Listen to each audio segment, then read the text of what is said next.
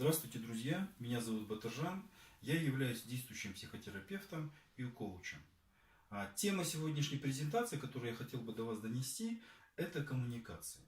Для меня коммуникация – это более такая обширная тема, которая включает в себя более глубокий разбор коммуникации не только со внешним миром, но и коммуникации с самим собой. Что такое коммуникация с самим собой? Для этого очень важно понять, а что такое я-структура? Я – это тот мир, который касается только меня. И в психологии очень есть такие основные базовые знания, которые говорят о том, что если я не познал самого себя, я не познал внешний мир. И, конечно же, для того, чтобы понять, что такое я-структура, для этого нужно какое-то базовое образование и базовое знание.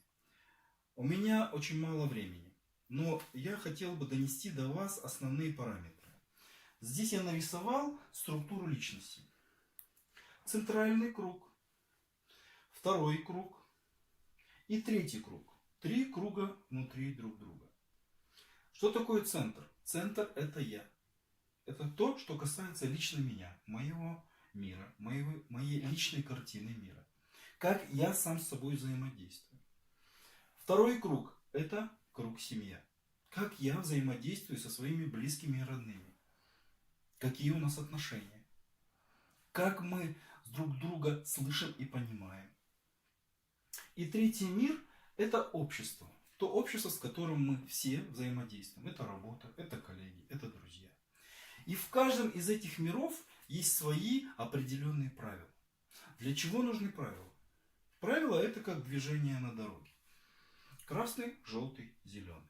Также и здесь есть свои четкие поставленные правила. За счет того, как мы будем выполнять эти правила, мы будем настолько эффективны.